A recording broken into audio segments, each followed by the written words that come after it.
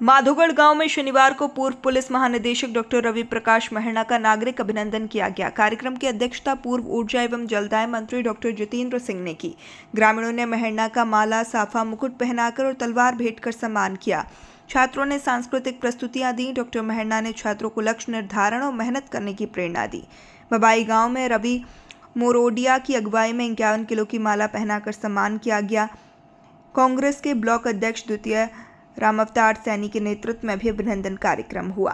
इसके अलावा डॉक्टर अम्बेडकर मेघवंशी विकास संस्थान व सर्व समाज के संयुक्त तत्वाधान में भोपालगढ़ रोड स्थित अम्बेडकर सामुदायिक भवन में भी रविवार को अभिनंदन समारोह आयोजित किया जाएगा।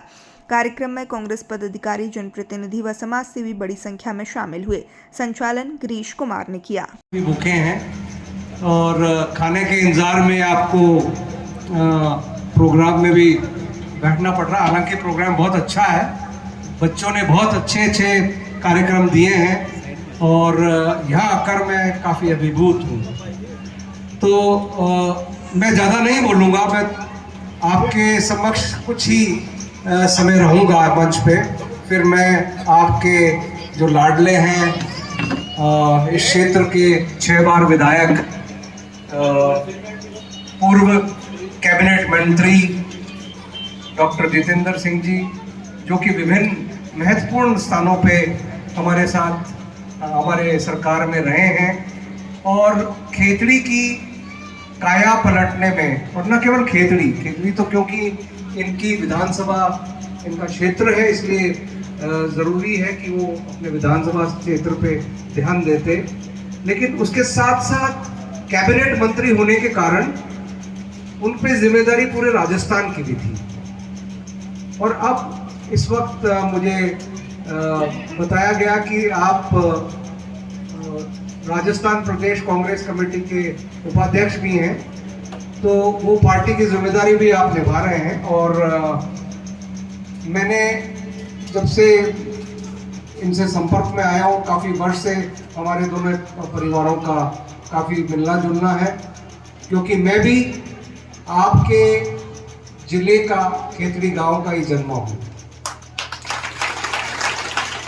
तो यहाँ आकर जो खुशी मिली है, जो आनंद मिला है, और जो एक घर आने पे जब भी व्यक्ति कोई घर जाता है तो उसकी भावनाएं अलग होती हैं। तो मुझे कुछ अजनबी से नहीं लगा, ऐसा लगा कि मैं घर लौट के आया। तो मंच पे विराजमान आदरणीय डॉक्टर जितेंद्र सिंह जी, आप परिचय के मोहताज नहीं हैं, काफ़ी आपका परिचय दिया जा चुका है। यहाँ विराजमान डॉक्टर बलराम जी, ब्लॉक कांग्रेस अध्यक्ष। इस पूरे प्रोग्राम के सूत्रधार यहाँ के आपके लाडले गांव के सरपंच दयाराम जी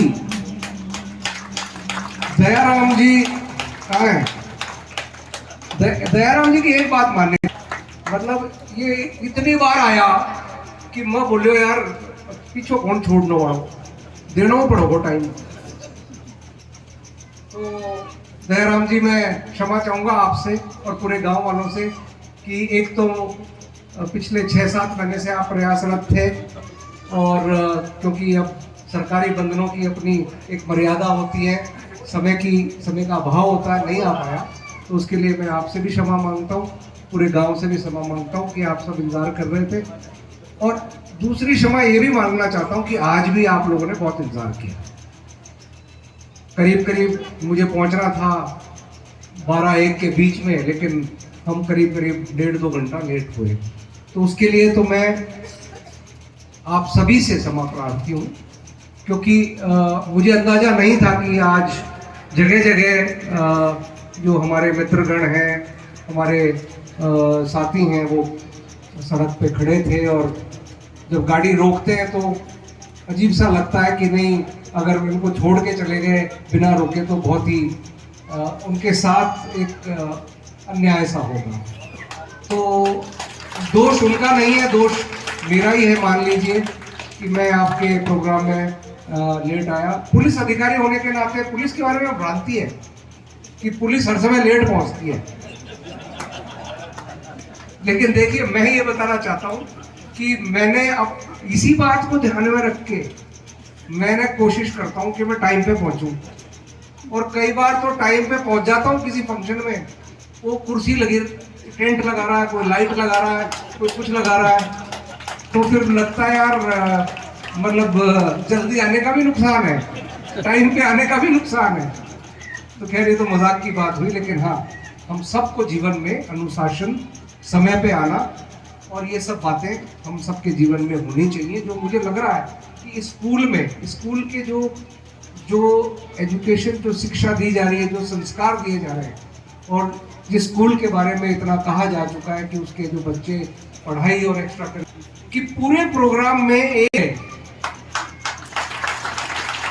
वरना कई देखो शहरों में प्रोग्राम भी देखते हैं, डॉक्टर साहब ने भी देखे होंगे, आपने भी देखे होंगे, वहाँ धीरे धीरे धीरे लगता है, मतलब खिसकते जाते हैं और फिर पता चलता है दो चार लोग बैठे हैं, फिर भी धन्यवाद ज्ञापन करने वाला आता है और धन्यवाद ज्ञापन भी करता है।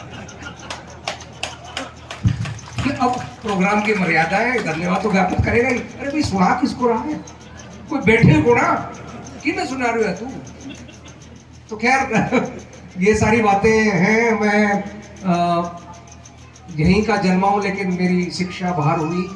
मेरा लालनपन भी शुरुआत में तो खेतड़ी हुआ, लेकिन उसके बाद मैं हॉस्टल में रहा, और जो आज संस्कार मुझे हैं और मैं जहाँ खड़ा हूँ वो मेरे स्कूल, मेरे विद्यालय के कारण है।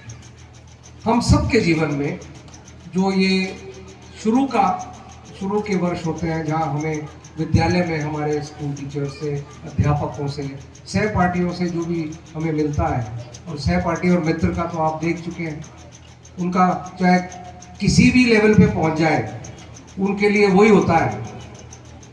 और बहुत से लोगों के स्कूल में वो नाम होते हैं, दूसरे नाम होते हैं, उसी नाम से पुकारते हैं उसको, चाहे कुछ भी हो जाए।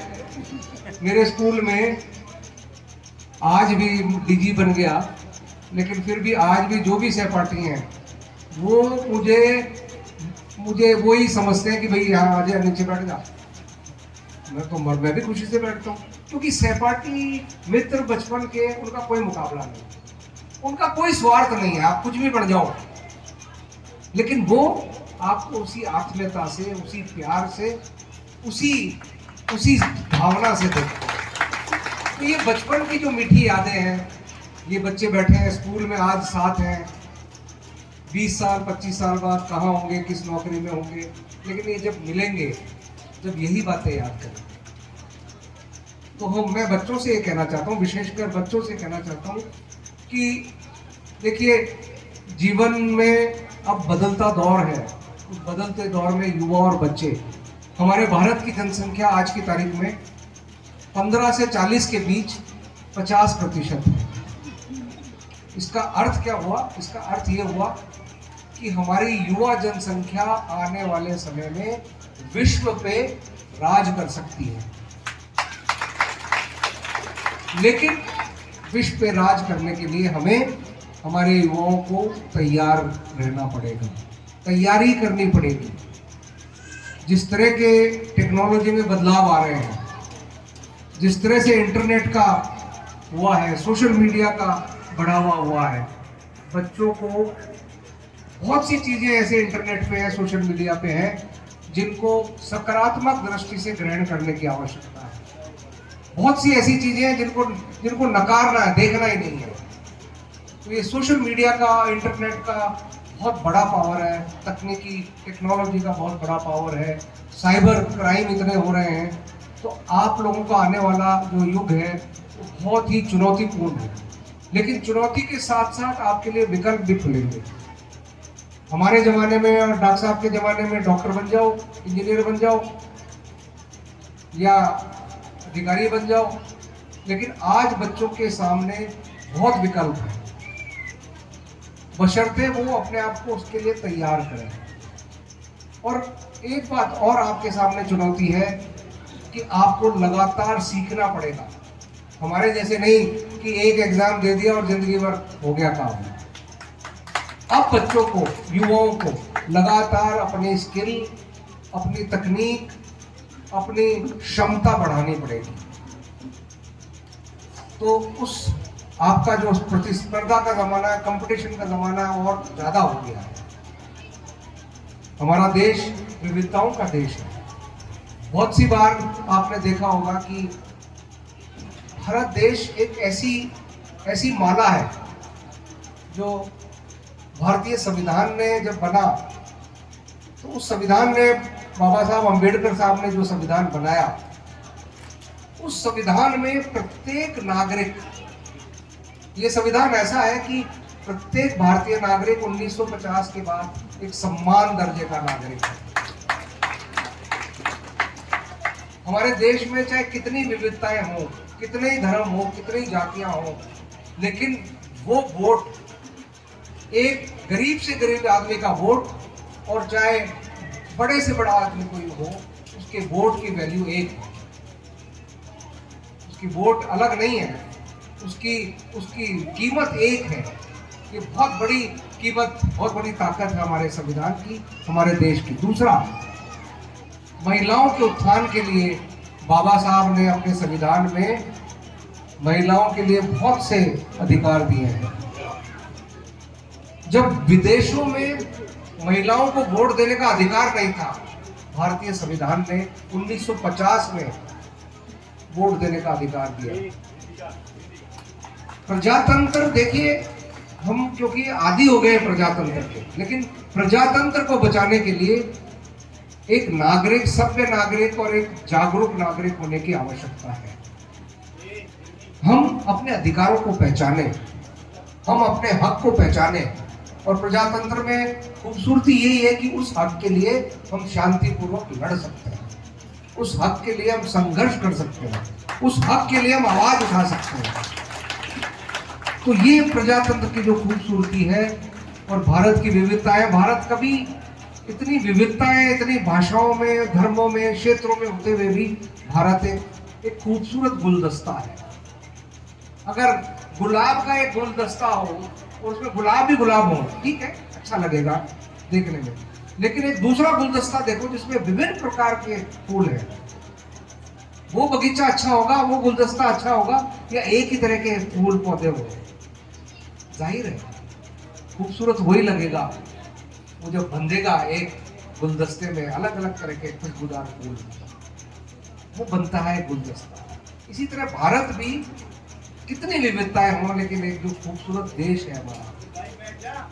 हर नागरिक जो है, चाहे वो पूर्वोत्तर का हो, चाहे जम्मू कश्मीर का हो, चाहे राजस्थान गुजरात का हो, या तमिलनाडु केरला का हो, हम एक सूत्र में बंधे हुए हैं, एक संविधान के एक सूत्र में, भारतीय संविधान के सूत्र में बंधे हुए हैं, हमारी संस्कृति में बंधे हुए हैं, हमारी भावनाओं में बंधे हुए हैं।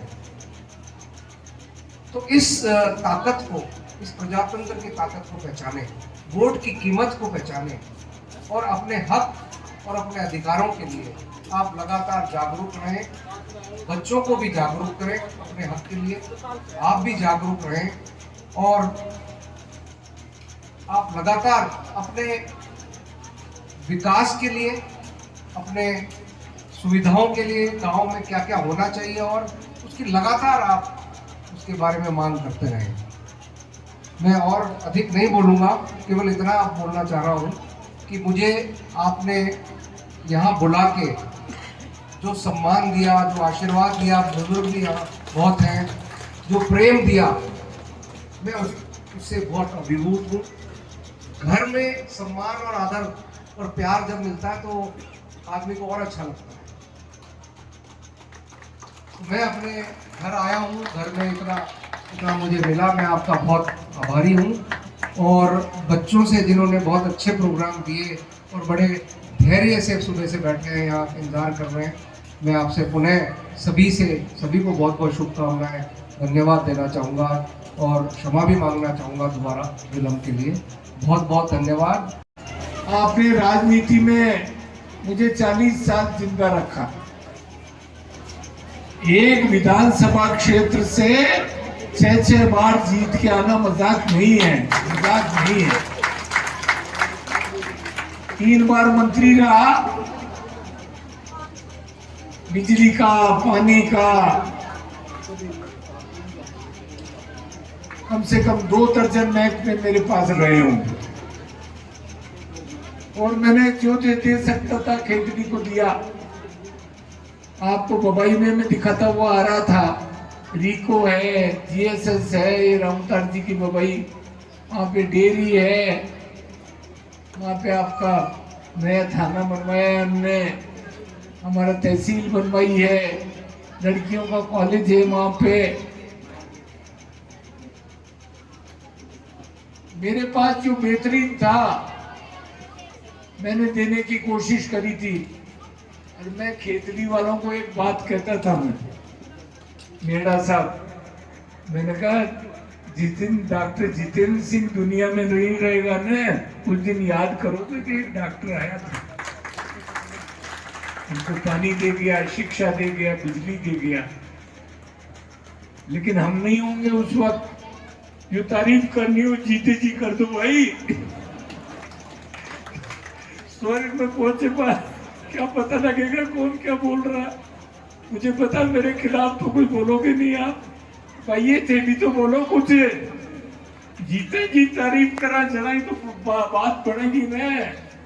दुनिया में ऊपर गया बात बोले डॉक्टर बहुत चौको हो, पानी ले आयो, यो करो, तो डॉक्टर को नहीं मिला कुछ होता ही। बहुत प्यार दिया खेतड़ी ने, मैं तहे दिल से इस खेतड़ी का आभारी हूँ। बहुत लंबी बात नहीं कहनी, बच्चों में सबसे पहले तो बच्चों में आपकी हिम्मत को, मेरी बेटियां बैठी हैं भाई, मेरी उम्र की तो तम कोई है कौन, बेटियां ही होते सारी की सारी मेरी, और मैं तहे दिल से आभारी हूँ।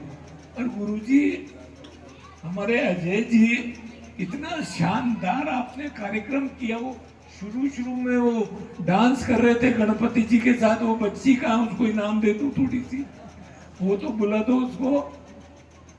बहुत तबीयत खुश हो गई मेरी, तबीयत खुश हो गई। इतना आपने शानदार कार्यक्रम जो सारा का सारा रखा है। मेड़ा साहब के लिए मैं क्या कहूँ, जितना कहूँ कम है। मेड़ा साहब जब भी इनको भी किसी भी काम के लिए कहा, इन्होंने कभी उस बात को प्राथमिकता के आधार पर लिया। एक ब्रिटिश टाइम से मेड़ा साहब डर रहे हैं, तो भाई पुलिस का नाम से डरो को नहीं हो, पहले बोलो तो सही असली बात। अब कौन डरो गुजरो पहले तो डरता।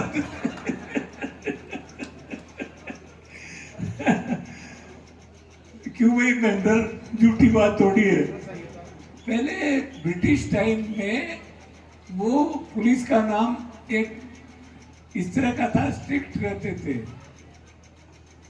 लेकिन आपके आने के बाद ये भी पता लगा कि आप जैसे अधिकारी भी हैं जो समर्पित रहते हैं सदा अपने समाज के लिए, अपने लोगों के लिए। वो गुरु गोविंद सिंह ने कहा, मैं बहुत कम समय ही दूंगा आपका, माधोगढ़ को मैं जो दे सकता था मैंने दिया आपको। आपके यहाँ 10+2 स्कूल खोली, आपके यहाँ पानी की स्कीम आई, पूरी कुंभाराम लिफ्ट आई, अपने करीबन पानी की टंकियाँ आई, हॉस्पिटल बन गया, एक हॉस्पिटल बन गया माधोगढ़ में। ये सारे काम करीब करीब इतने पास राजस्थान में एक विधानसभा क्षेत्र में सबसे ज्यादा हॉस्पिटल खेतड़ी तहसील में है सब। 23 पंचायती हैं हमारे, 23 हॉस्पिटल हैं सब। 23 कहीं नहीं है। और बाटा जहाँ फेंको वहीं जाके आपके आ जाएगा, वहां पे जहाँ बाटा है, कांकरिया, हमारे सेफरगवार, दलेलपुरा, माधोगढ़, बबई, जेटा पाटो फेंको ना जोर से उठे जाना के हॉस्पिटल में लगा वो पूजा के। तो ये शिक्षा और स्कूलें कोई सी ऐसी, माधोगढ़ में आपके 2 अंग्रेज के मामाओं के खुलिए ऊपर, उनसी मामा 10+2 है? हाँ, आप उसकी 10+2 10+2 उसमें साइंस खुलेगी मामा, साइंस भी है उसमें परमार्थी साइंस। और दूसरी दयाराम जी ने खुलवाई थी वो नई कोठी, कहाँ है जुगल तेरी गांव में 10+2 खुल गई। अंग्रेजी मैं जा रहा था, मैं मेरठा साहब देवी साई जी के एक बार घर जा रहा था। मैं उस वक्त सड़क नहीं थी, तो मैं मेरी गाड़ी में जा रहा तो एक लड़की स्कूटर पे आ रही, स्कूटर के ऊपर उस पे लिखा हुआ पंडित जी देवनारायण योजना, उस स्कूटर पे लिखा हुआ देवनारायण योजना। स्कूटी देते हैं सब हम लोग जो बच्चे ब्रिलियंट रहते हैं। मैंने कहा आज परीक्षा लेते हैं राजू, मैंने कहा परीक्षा लेते हैं इस बच्ची की। मैंने कहा बेटा व्हाट्स योर नेम, अंग्रेजी में बोला मैं, परीक्षा तो लू भी देवनारायण की। तो मेरी तरफ देखने लगी, बेटे डॉक्टर जी हो के? मैंने कहा बिल्कुल डॉक्टर जितेंद्र सिंह हूँ, पहचान लिया तूने? बोला सर यू गो स्ट्रेट। वो बोलती है, वो लड़की बोलती है साहब, sir you go straight and in right side there is house of Bajaj, and when you turn into left exactly there is house of Captain Devi Sai ji। मैंने कहा यार तू तो धन्य हो गए जितेंद्र, गुजरी अंग्रेजी बोल बला की, गुजरी अंग्रेजी बोल बला की। क्यों भाई मातो के डरो, गुजरी अंग्रेजी बोल बला की कमे के। ये प्रगति का रास्ता है, ये रास्ता प्रगति का है। बहुत खुशी होती है। मैं कह रहा था आपको, मेरठा साहब को, मेरी पत्नी की भतीजी, हमारे परिवार में सबसे गरीब घर है वो, उसके पिताजी ठेकेदार है मथुरा रिफाइनरी में, और उनकी लड़की आईपीएस में चयनित हुई है, दिल्ली लगी है आईपीएस। आप कल्पना करिए किस तरह से मेरठा साहब आज सब लोगों की अलग जगह के गए हैं। बच्चों सारे बैठे हो मेरे सामने। मैं जब कई बार बच्चों को पूछता हूँ किस में जाओगे, किस में जाए, तो बेचारी ज्यादा तो नहीं जानते, छोटे पर बोलते पुलिस। तो इन बच्चों की, बच्चों मेरे से वादा करते हो कि आज के दिन मेरठा साहब से प्रेरणा लेके एसपी बनोगे कि नहीं? हाँ तो बोलो जोर तो बोलो साहब। दिमाग में थी डॉक्टर बने, छोटा भाई वो भी आ गया, पीछे बेटा भी आ गई, बेटी भी आ गई, सर गैर लागा। वैसे ही आजकल की जो नई पीढ़ी है, गिने चुने बच्चे हो गए आजकल, ये ज्यादा जोर मोरा तो, लेकिन उनमें जो हमारे यहाँ के लोग हैं उनसे आज मेरठा जी आपको मैं सही कह रहा हूँ, आज आप यहाँ आके गए हैं तो आईपीएस और आरपीएस आरएएस और इसके अंदर आईपीएस में दर्जनों बच्चे आपसे प्रेरणा लेके बनेंगे केतली के, दर्जनों बच्चे। ये बच्चे जो मांग करें ईश्वर एक ऐसा मौका देगा, और जिस दिन ये बच्चे हमारे आईएएस और आईपीएस बनेंगे, कलेक्टर साहब का दरवाजा खोलेंगे, एसपी साहब को सैल्यूट करेंगे, सैल्यूट। ये मेरा सपना नहीं, ये बच्चों मेरा सपना नहीं है, ये तुम्हारे माँ बाप का सपना है। माएँ बैठी हैं, तुम्हारे परिवारजन बैठे, इनका सपना है कि इनके बच्चे जिंदगी में आगे बढ़े, आगे बढ़ के बुलंदियां छुए आगे। मैं तहे दिल से शुक्रगुजार हूँ हमारे सभी दर्शकों को नमस्कार, आदाब। आप देख रहे हैं जनमानस शेखावाटी न्यूज।